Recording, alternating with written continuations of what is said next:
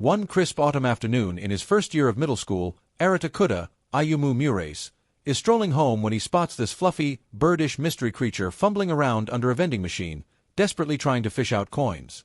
Enter Kujima Utaeba, a talkative little guy who claims he came all the way from Russia, speaks perfect Japanese, and is straight up craving some delicious Japanese rice, or whatever edible scraps he can snag. Arata, being the good-hearted kid he is, can't just leave the hungry fluffball there.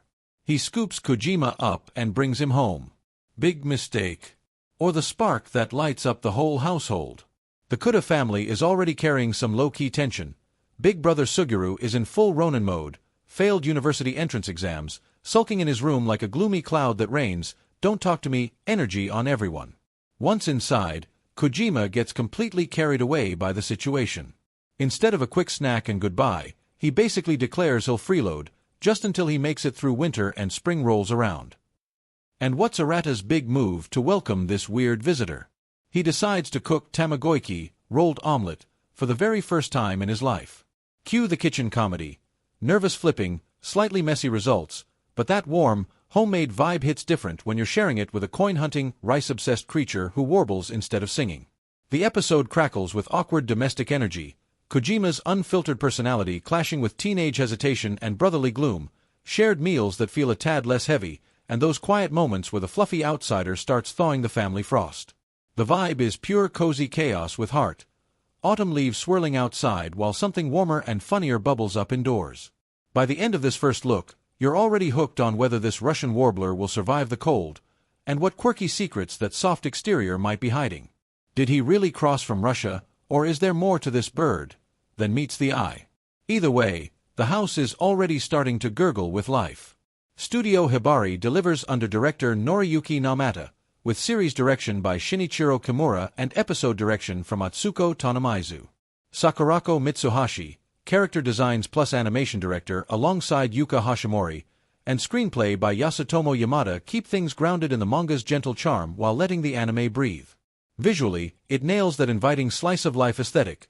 Soft, expressive character designs, bouncy textures on Kojima's fluff that make every little head tilt and warble adorable, and lived-in backgrounds that turn ordinary Japanese suburbia and the Kouda home into something comforting.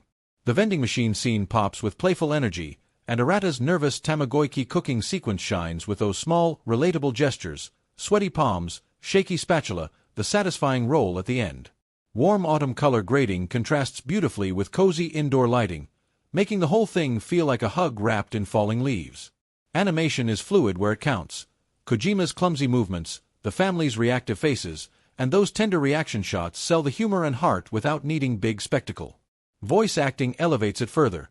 Kazuki gives Kojima this earnest, slightly chaotic charm that's instantly infectious, while Murace anchors everything with believable middle school awkwardness. Gentle nudge for improvement. A few background shots and transitional moments feel a touch static compared to the lively foreground character work. Early episode animation budgets sometimes play it safe, so there's room for the production to get even bouncier as the household antics escalate. Nothing that breaks the spell, though. The simplicity actually fits the tone perfectly. Music and sound design add that extra gentle uplift, making the warbling feel oddly melodic. Episode 1 plus this first look had me grinning ear to ear and already mentally clearing my schedule for the rest of the season. What's got me obsessed? Kojima as this perfect chaotic good freeloader, coming in from Russia, hunting coins like a pro, devouring tamagoyaki, and quietly turning a tense household into something warmer and funnier. The way it mixes deadpan humor, that vending machine bit is gold, with subtle emotional beats about family pressure and opening up feels kind-hearted and fresh. Arata's first cooking attempt is such a wholesome micro-moment that says everything about the show's vibe.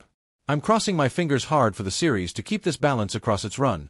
More escalating Kojima antics that force the Kouda family, especially Gloomy Bro, to connect, gradual reveals about the creature's mysterious origins without rushing the mystery, and plenty of seasonal warmth as winter gives way to spring. If it builds on this foundation, we're looking at a real comfort food champion of the season. Honest and kind, critique. It's not trying to blow minds with spectacle or reinvent the home comedy genre, but it executes the formula with such charm, heart, and quirky detail that you can't help but get invested. The Russian origin flavor adds a fun little exotic twist to the classic strange creature moves in setup. If you're craving low-stakes, high-warmth vibes with a fluffy non-human roommate causing gentle chaos, think a bird-flavored mix of creature hijinks and family healing. This one's a must-watch on Crunchyroll starting April 2026. Spring, and more warbling, can't come soon enough.